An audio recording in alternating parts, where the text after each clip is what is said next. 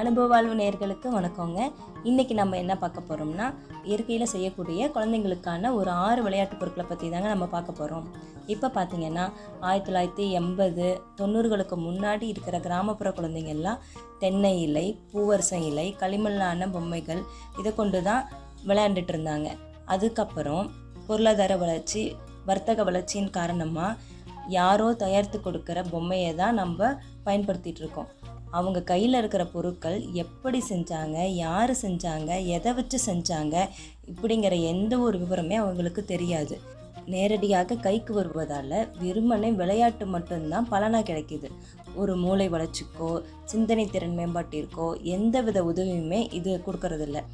ஆனால் இது போன்ற இயற்கையில் கிடைக்கிற பொருட்களை கொண்டு விளையாட்டு பொம்மைகளை அவங்க கண்ணு முன்னாடியே செஞ்சு தருவதால் குழந்தைங்களுக்கு தமது வேலையை நாமே செஞ்சுக்கணுன்ற எண்ணமும், பொம்மைகளையோ கைவினை பொருட்களையோ எப்படியெல்லாம் செய்யலான்ற வித்தியாசமான சிந்தனைகளை தூண்டி விடுறது மூலமாக அவங்களோட மூளை வளர்ச்சிக்கு இது மிகவும் உதவியாக இருக்குங்க. மேலும் செயற்கையாக செய்யப்பட்ட பிளாஸ்டிக் பொருட்களால் நிறைய தீங்குகள் தான் உள்ளது. இயற்கை பொருட்களை கொண்டு செய்வதால் அந்த தீங்கைகளை கண்டிப்பாக தவிர்த்திடலாம்.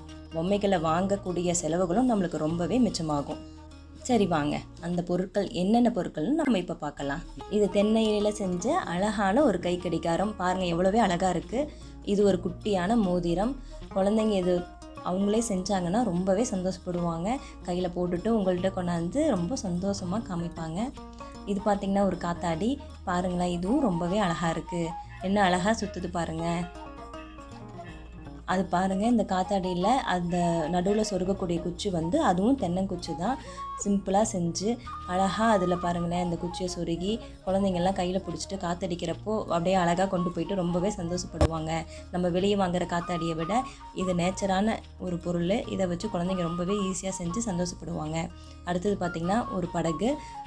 காசு கொடுத்து ஒரு படகை வாங்கி நம்ம விளையாடுறத விட இந்த மாதிரி தென்னை இலையிலே அழகான ஒரு படகை செஞ்சு மிதக்க விடுறப்போ எவ்வளோ அழகாக இருக்குது பாருங்கள்.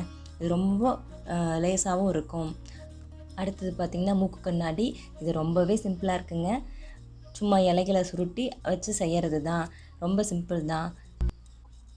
அடுத்தது பார்த்திங்கன்னா ஒரு அழகான கையாட்டி பொம்மை.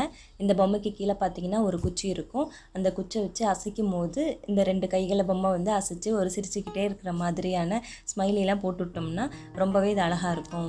இந்த மாதிரி எளிமையாக செய்யக்கூடிய பொம்மைகளில் உங்கள் குழந்தைங்களே செய்ய வச்சு அவங்க சந்தோஷப்படுறதை பார்த்து நீங்களும் சந்தோஷப்படுங்க. இது எப்படி செய்யறது அப்படிங்கிறதுக்கான வீடியோ தொகுப்புகளை கீழே இருக்கிற டிஸ்கிரிப்ஷன் பாக்ஸில் நான் கொடுத்துருக்கேங்க. நீங்கள் அங்கே போய் பார்த்து செஞ்சு பார்க்கலாம். இந்த காணொளி உங்களுக்கு மிகவும் பயனுள்ளதாக இருக்கும்னு நான் நம்புகிறேன். கண்டிப்பாக உங்கள் குழந்தைகளை செய்ய வைங்க. இந்த வீடியோ உங்களுக்கு கண்டிப்பாக பிடிச்சிருக்குன்னு நம்புகிறேங்க. மறக்காமல் இதை உங்கள் ஃப்ரெண்ட்ஸுங்களுக்கும் ஷேர் பண்ணுங்கள். இது வரைக்கும் இதை சப்ஸ்கிரைப் பண்ணலைன்னா சப்ஸ்கிரைப் பண்ணுங்கள். அடுத்தது வேறொரு நல்ல பயனுள்ள தகவல்களோட இன்னொரு காணொளியில் உங்களை சந்திக்கிறேன்.